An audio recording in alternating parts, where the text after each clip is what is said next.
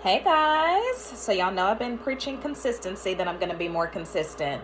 So I wanted to come on and do a quick video. I just got off a call with one of my clients, and so I was up and in my room. So I was like, you know what? Well, in my office. So I was like, you know what? I'm going to do a video because I had something that was on my mind, something that's been popping up on my YouTube timeline, I guess you would call it.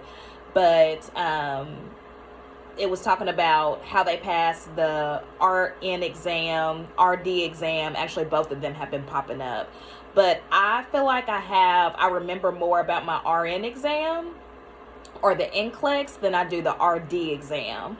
So I'm just going to briefly kind of talk about what I did to prepare for the NCLEX and how I passed in 75 questions. And y'all, I promise I have more clothes than just this top. This is literally like my favorite top. It's just so comfortable. And I realized that probably 75% of my videos in this top, and you all probably think I have no clothes, but I promise y'all, I really do have clothes. And this is another thing about becoming a nurse, y'all. When you become a nurse, you literally wear scrubs all the time unless you have like a professional nurse job. But you just get in such the habit of not wearing clothes. And then it just translates into all areas of your life. Like now, if I didn't go to church, I probably would never wear nice clothes. But anyway, I'm getting off track. But so the school that I went to, the nursing school that I went to, they had probably, okay, because our last semester was like winter or fall semester was our last semester. And so probably about October or maybe even November, we had Kaplan come in and do an NCLEX review course with us. So they came in for about 3 days, and that's all we did for 3 days was like do the Kaplan NCLEX prep. And honestly, y'all, it was helpful, but I didn't really take to it very well. It's something about it where I just didn't take very well to it. And so then I went on a quest to find something that I knew would work best for me. And I was just thinking about this morning. I'm not sure how I found them. I don't know if somebody told me about them or if I did my research and I found them, but I ended up finding UWorld, and it's spelled like the actual letter U and then world, WORLD. And y'all, when I say that is literally like the best NCLEX prep ever, when I say that the questions that I had on that UWorld were harder than the NCLEX, I am not exaggerating. Like, I am not exaggerating at all. The questions on UWorld were more difficult than the actual NCLEX. And that is one of the reasons why I feel like I passed the NCLEX in 75 questions, is because of that. Now, in addition to using the UWorld, I will also tell you how I prepped. So we graduated December 16th, 2016. And that was, I want to say it was during the week. And so, like in nursing school, you have to kind of go through a process in order to be able to take the NCLEX. Like, you just can't sign up whenever you want. Like, they have to show proof that you've graduated, and it's kind of a process. If it's all still the same, it might have changed.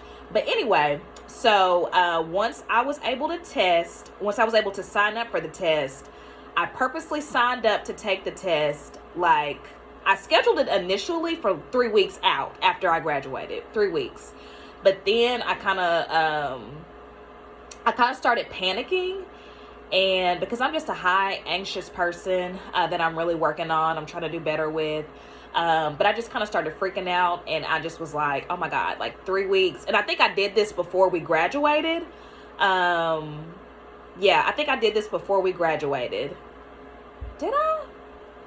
But I think I was able to do that though, because of course grades come out before before graduation actually happened. So I think they submitted the grades, And like they do have to, like, it's a process. Like they have to like let the board or whatever know that you passed before you can actually go sign up. But I think I did it like 3 weeks after, set it up for 3 weeks after we graduated. But then I started freaking out and I was like, no, so I did it like exactly a month. So I think like 1 day, a month and a day, because I think I took my NCLEX January 17th.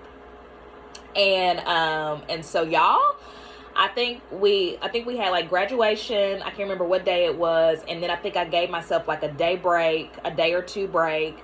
And literally that Monday is when I like dedicated my life to studying for the NCLEX.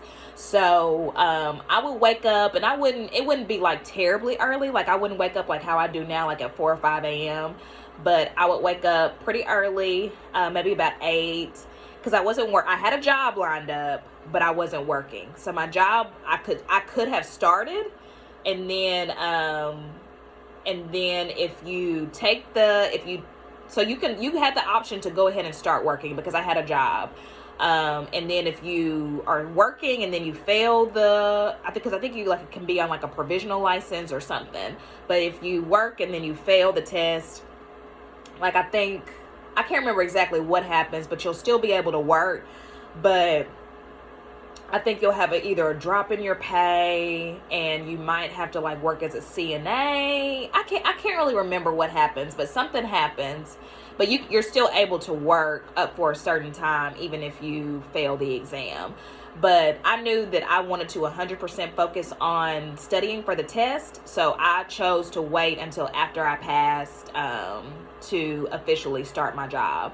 So I dedicated that entire month to studying for that test. So I would wake up pretty early. I would go to the library, and I just spent hours on hours on hours doing practice questions, y'all. Just literally for hours, just doing practice questions.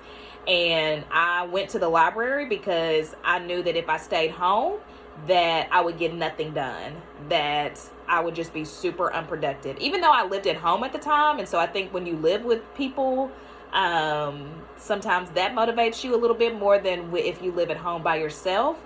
But I think it's just important to know you. So if you feel like you'll do better in a public setting, in a library, then that's what you need to do. If you feel like you do thrive at home, you'll do okay, then do that. But I knew that I would do better. I'd be more focused in a library. So I went to the library every day. I'm pretty sure every day. Now, maybe like on Sundays, like when I went to church, I did maybe do some stuff at home instead of going to the library. But other than that, I was in the library every single day, y'all, doing practice questions over and over and over and over again for hours on end.